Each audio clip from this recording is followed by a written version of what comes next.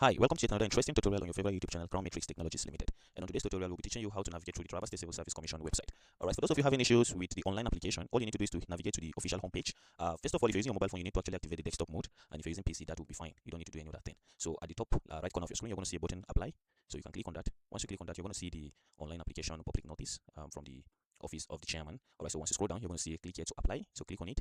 And the first thing that appears on your screen is the sign up page where you're going to fill in all the details required. You're going to put in your name.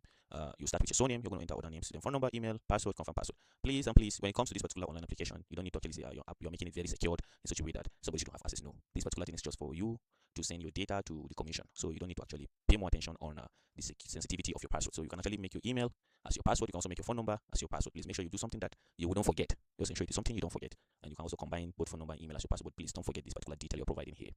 Alright, so I'm going to enter some detail here. Alright, so the surname. For the surname is Amos. While other name is. Alright, so the name here is Amos Fintri Mambukar, and the phone number we're going to enter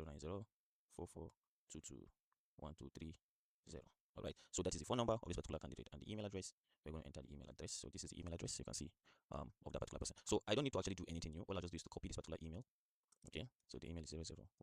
So I'll copy this email and I'll paste it as the password. I don't need to do anything new, please. I'll just paste it. You can see if you're not seeing it, you can click on this humanoid icon. That's the eye icon here to show the password, and you click sign up. So once you do this, it will tell you name this, email this, pay 3,500. If you say yes, you click on pay, and it will take you to the payment platform here. Please and please, I recommend you use bank transfer. This option. Don't use OPay, USSD. Use this bank transfer. Though you can use Zipper if you're good with it, you can use Zipper. I don't advise you to use your card. I don't advise you to use any other option, but go with transfer. Now, with this transfer, once you make payment, you're going to send in 3,500 to this account number, and this is the amount. This is the bank name. Once you've done that, there is a button below here where you're going to see I've sent the money. Click on this button automatically, and you have 30 minutes to make this transaction. Within 30 minutes, if it is over 30 minutes, please make sure you regenerate this account number again.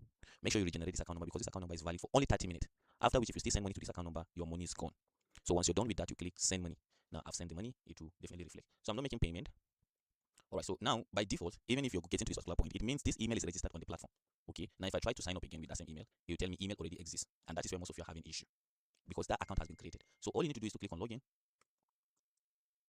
and once you click login, it will bring you to the registration here. Now, reason why you're seeing this notification again taking you back to registration is because you were supposed to make a payment and you didn't make that payment. Now it will bring you back to registration because the system is so connected in such a way that once you have a user that's registered on the system, it is expected that there is a transaction ID tied to every account. So for you to log into the system, you must make that payment.